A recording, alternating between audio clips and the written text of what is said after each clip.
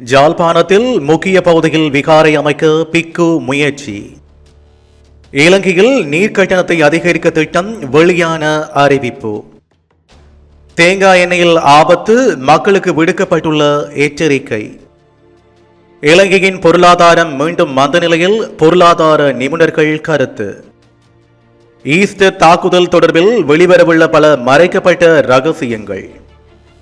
வடக்கு ஆளுநராகிறார் ஜோன் அமரதுங்க, மே 7 நியமனம், வெளியான அறிவிப்பு.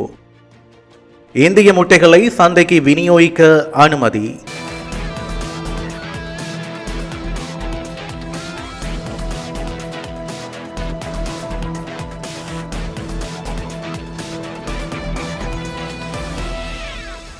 சுன்னாகம் கந்தரோடையில் தமிழ் பௌத்த ஏற்றங்கள் காணப்படும் இடத்துக்கு அருகில் தனியார் ஒருவரின் காணியில் விகாரை அமைப்பதற்கான விண்ணப்பத்தை தென்னிலங்கையைச் சேர்ந்த பிக்கு ஒருவர் தொல்லியல் திணைக்களத்திற்கு சமர்ப்பித்துள்ளார். இதற்கான அனுமதிகளை வழங்குவதற்கு தொல்லியல் திணைக்களமும் இணங்கியுள்ளதாக தெரிவிக்கப்படுகின்றது. இதற்கமைய விரைவில் கட்டுமான பணிகள் ஆரம்பிக்கப்பட உள்ளன. சுன்னாகம் கந்தரோடையில் தமிழ் பௌத்த ஏற்றங்கள் காணப்படுகின்றன. இவை தொல்லியல் திணைக்களத்தின் கண்காணிப்பில் உள்ளன. இந்த நிலையில் இதன் எல்லையில் உள்ள தமிழர் ஒருவரின் 6 பரப்பு காணியை தென்னிலங்கையைச் சேர்ந்த பிக்கு ஒருவர் ஒரு வருடத்துக்கு முன்னர் வாங்கியுள்ளார். இந்த காணியில் விகாரை அமைப்பதற்கான நடவடிக்கைகளை எடுத்துள்ளார். அருகில் தொல்லியல் திணைக்களத்துக்கு சொந்தமான ஏற்றங்கள் காணப்படுவதால் தனியார் காணியில் விகாரை அமைப்பது ஏதாவது வகையில் இடையூறாகுமா என்றும், விகாரையை அமைக்க முடியுமா எனவும் கேட்டு தொல்லியல் திணைக்களத்துக்கு 1 மாதத்திற்கு முன்னர் கடிதம் அனுப்பியுள்ளார். அவரது கடிதத்தை சாதகமாக பரிசீலித்துள்ள தொல்லியல் திணைக்களம் விரைவில் விகாரையை அமைக்க அனுமதி வழங்க உள்ளதாக அறிய முடிகின்றது. இதனையடுத்து கட்டுமான பணிகளை விரைந்து தொடங்குவதற்கான ஏற்பாடுகளையும் பிக்கு முன்னெடுத்து வருகின்றார். தமிழர் தாயகத்தில் தொடர்ச்சியாக மத ரீதியான ஆக்கிரமிப்புகள் முடுக்கிவிடப்பட்டுள்ள சூழலில் இவ்வாறானதொரு நடவடிக்கை எடுக்கப்பட்டு வருகின்றமை குறிப்பிடத்தக்கது. சர்வதேச நாணய நிதியத்தின் கடன் நிவாரணம் பெற்ற போதிலும் கடன் மறுசீரமைப்பு, இறக்குமதி கட்டுப்பாடுகள் மற்றும் வரையறுக்கப்பட்ட கையிருப்பு காரணமாக 2023ஆம் ஆண்டு இலங்கையின் பொருளாதார வளர்ச்சி வீதம் குறையும் என ப்ளூபெர்க் இணையதளம் வெளியிட்டுள்ளது. முன்னர் மதிப்பிடப்பட்ட 4.4% ஒப்பிடும் போது முதல் 4 மாதங்களில் 9.9% பொருளாதாரம் சுருங்கியுள்ளது. இது முந்தைய நிலைமையை விட 2 மடங்கு அதிகமாகும். இரண்டாவது 4 மாதங்களில் பொருளாதாரம் 1% மெதுவான விகிதத்தில் மீண்டும் வளர்ச்சியடையக்கூடும் என்று ப்ளூம்பெர்க் பொருளாதார வல்லுநர்கள் சுட்டிக்காட்டியுள்ளனர். முன்னதாக பொருளாதார வளர்ச்சி 2.9% இருக்கும் என்று மதிப்பிடப்பட்டது. 2023இல் இலங்கையின் மொத்த உள்நாட்டு உற்பத்தி 2.7% என மதிப்பிடப்பட்டாலும் அது 0.7% குறையும் என்றும் அந்த அறிக்கையில் சுட்டிக்காட்டுகின்றது. சர்வதேச நாணய நிதியம் இலங்கைக்கு $3 பில்லியன் கடனுதவி வழங்குவதற்கு அனுமதி அளித்துள்ள நிலையில் சில ஸ்திரத்தன்மை காணப்படுவதாகவும், தற்போதைய பொருளாதார நிலைமை கொரோனா தொற்று நோய்க்கு முன்னிருந்த நிலைமையை நெருங்கி வருவதாகவும் சில பொருளாதார நிபுணர்கள் தெரிவிக்கின்றனர். ஆசியாவிலேயே அதிவேக பொருளாதார பணவீக்கத்தை கொண்ட இலங்கையில் இந்த ஆண்டு முழுவதும் இரட்டை பணவீக்கம் தொடரும். 2ஆம் காலாண்டில் நுகர்வோர் பொருட்களின் விலை 28.8% உயரலாம். ஆண்டுக்கான சராசரி விலை சதவீதம் சுமார் 25% இருக்கும் என அந்த அறிக்கை கூறுகிறது. வடக்கு மாகாண ஆளுநராக ஜோன் அமரதுங்க நியமிக்கப்படுவார் என்று தகவல்கள் வெளியாகியுள்ளன.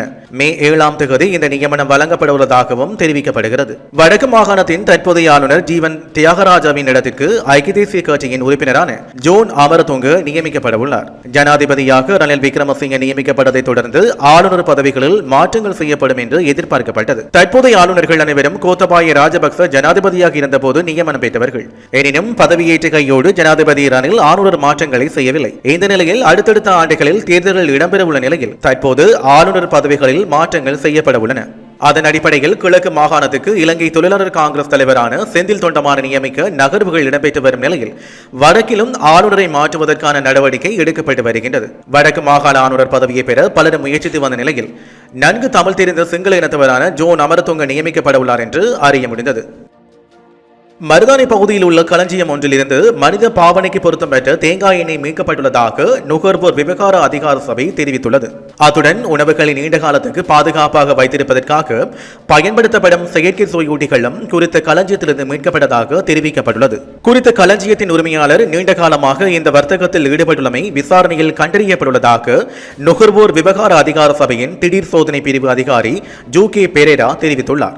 இந்த சோதனை நடவடிக்கையின் பின்னர் கருத்து தெரிவிக்கும் போதே அவர் இவ்வாறு கூறியுள்ளார். மேலும் அவர் கூறுகையில், ஒரு முறையோ அல்லது பல முறையோ உணவு தயாரிப்புக்காக பயன்படுத்தப்பட்டுள்ள தேங்காய் எண்ணெய் மீட்கப்பட்டுள்ளது. குறித்த களஞ்சியத்திலிருந்து மீட்கப்பட்ட அனைத்து பொருட்களையும் முத்திரையிட்டு நுகர்வு விவகார அதிகார சபைக்கு கொண்டு செல்ல நடவடிக்கை எடுக்கப்பட்டுள்ளது.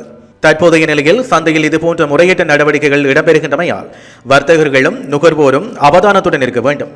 இவ்வாறான நடவடிக்கைகள் குறித்து தகவல் இருந்தால் உடனடியாக தமக்கு அறியப்படுத்துமாறு அவர் மேலும் தெரிவித்துள்ளார். இந்தியாவிலிருந்து இறக்குமதி செய்யப்பட்ட முட்டைகளை சில்லறை விலையில் விற்பனை செய்வதற்காக சந்தைக்கு விநியோகிக்க அனுமதி கிடைத்துள்ளதாக அமைச்சர் மஹிந்த அமரவீர தெரிவித்துள்ளார். கால்நடை உற்பத்தி மற்றும் சுகாதார திணைக்களத்திடமிருந்து அனுமதி கிடைக்கும் பட்சத்தில் இறக்குமதி செய்யப்படும் முட்டைகளை நுகர்வோருக்கு விற்பனை செய்ய நடவடிக்கை எடுக்கப்படும் என அரசு வர்த்தக கூட்டுத்தாபனம் முன்னதாக அறிவித்திருந்தது. நாட்டில் முட்டை தட்டுப்பாடு மற்றும் விலை உயர்வால் இந்தியாவிலிருந்து முட்டையை இறக்குமதி செய்ய அரசாங்கம் நடவடிக்கை எடுத்தது. எனினும் இறக்குமதி செய்யப்பட்ட முட்டைகள் மேல் மாகாணத்தில் உள்ள பாரிய அளவில் உற்பத்தியில் ஈடுபடும் வெதுப்பக தொழில்துறைக்காக மாத்திரமே விற்பனை செய்வதற்கு இதுவரை அனுமதி வழங்கப்பட்டிருந்தது. இதேவேளை கடந்த 26ஆம் தேதி 1 மில்லியன் முட்டைகளுடன் மற்றொரு கப்பல் நாட்டை வந்தடைந்தது. இந்த முட்டை மாதிரிகள் கால்நடை உற்பத்தி மற்றும் சுகாதார திணைக்களத்திற்கு அனுப்பப்பட்டு அனுமதி பெறப்பட்டுள்ளது. உலக புகழ்பெற்ற சாகச விளையாட்டான ஸ்கை டைவிங் தெற்காசியாவின் மிக உயரமான கோபுரமான தாமரை கோபுரத்தில் ஆரம்பித்து வைக்கப்பட்டுள்ளது. இலங்கையில் சுற்றுலாத்துறையை சர்வதேச மட்டத்தில் மேம்படுத்தும் வகையில் உலக புகழ்பெற்ற சாகச விளையாட்டான ஸ்கை டைவிங் இலங்கையிலும் மேற்கொள்ளப்பட்டுள்ளது. அதன்படி 2 ஸ்கை டைவிங் சாம்பியன்கள் அண்மையில் இலங்கைக்கு வருகை தந்து கண்காட்சி நிகழ்வாக முதல் முறையாக தாமரை கோபுரத்தில் இருந்து கீழே குதித்து பார்வையாளர்களை ஆச்சரியப்படுத்தியுள்ளனர். இந்த செயற்திட்டம் சர்வதேச மட்டத்தில் கவனத்தை ஈர்க்கும் எனவும் அதன் மூலம் உலகெங்கிலும் உள்ள மக்களுக்கு இலங்கை மீதான ஆர்வம் அதிகரிக்கும் எனவும் கொழும்பு தாமரை கோபுர முகாமைத்துவ தனியார் நிறுவனம் தெரிவித்துள்ளது. ஜாழ்ப்பாணத்தில் இடம்பெற்ற விபத்தில் படுகாயமடைந்து சிகிச்சை பெற்று வந்த பெண் ஒருவர் சிகிச்சை பலனின்றி உயிரிழந்துள்ளார். ஓரளு பர்வதவர்தினி மனோன்மணி அம்மன் ஆலயத்திற்கு அருகில் பலாலி வீதியில் நேற்று முன்தினம் விபத்து இடம்பெற்றுள்ளது. விபத்தில் படுகாயமடைந்து ஆபத்தான நிலையில் ஜாழ் போதனா வைத்தியசாலையில் அனுமதிக்கப்பட்டிருந்த 73 வயதான உமாதேவி கனகநாயகம் என்பவரை இவ்வாறு உயிரிழந்துள்ளார். உயிரிழந்தவர் உருமலை வடக்கு கற்பக விநாயகர் கோவில் கிளை வீதியை வசிப்பிடமாக கொண்டவர் என தெரிய வந்துள்ளது. குறித்த பெண் துவிச்சக்கர வண்டியில் சென்று கொண்டிருந்த போது ஓரளு பர்வதவர்தினி மனோன்மணி அம்மன் ஆலயத்திற்கு அருகில் பலாலி வீதியில் மஞ்சள் கடவையின் நிலையில் பின்னால் வேகமாக வந்த பட்டாரக வாகனம் குறித்த பெண்ணை சடதியாக மோதி தள்ளியது. சம்பவத்தில் வயோதிப பெண் தூக்கி வீசப்பட்டு தலையில் படுகாயமடைந்தார். இந்த நிலையில் சுயநினைவற்று ஆபத்தான நிலையில் இருந்த குறித்த பெண் ஜாழ் போதனா மருத்துவமனையில் தீவிர சிகிச்சை அளிக்கப்பட்டு வந்த நிலையில் சிகிச்சை பலனின்றி நேற்று உயிரிழந்துள்ளார். இலங்கை வம்சாவளியான தமிழ் மருத்துவர் ஒருவருக்கு அமெரிக்காவின் ஸ்டபோர்ட் நீதிமன்றில் உடல்நல பாதுகாப்பு மோசடிக்காக 4 ஆண்டுகள் சிறை தண்டனை விதிக்கப்பட்டது. நோயாளிகளிடமிருந்து பணம் அறவிடவில்லை என்று தெரிவித்து அனந்தகுமார் திலநாதன் என்ற இந்த மருத்துவர் உளவியல் சிகிச்சை சேவைகளுக்கான அரச மருத்துவ உதவி திட்டத்தில் இருந்து கிட்டத்தட்ட $8,40,000 பெற்றதாக குற்றம் சுமத்தப்பட்டுள்ளது. எனினும் 1000க்கும் மேற்பட்ட மருத்துவ உதவி தேவைப்படும் நோயாளிகளை சேர்ப்பதற்காக அவர் 3ஆம் தரப்பு நிறுவனம் ஒன்றுக்கு பணம் கொடுத்துள்ளார். அதே நேரம் அந்த நோயாளிகளுக்கு வழங்கப்படும் சேவைகளுக்காக $1 மில்லியன் அதிகமான பணத்தை அவர் பெற்றுள்ளதாக நீதிமன்றில் தெரிவிக்கப்பட்டுள்ளது. கடந்த நவம்பரில் தில்லைநாதன் உடல்நல பாதுகாப்பு மோசடி மற்றும் கூட்டாட்சி சுகாதார திட்டங்களை மீறிய குற்றச்சாட்டை ஏற்றுக்கொண்டார்.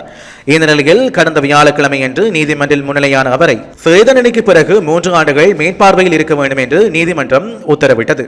அத்துடன் அவர் $1.6 மில்லியன் அதிகமான தொகையை அரசுக்கு திருப்பி செலுத்துமாறு உத்தரவிடப்பட்டார்.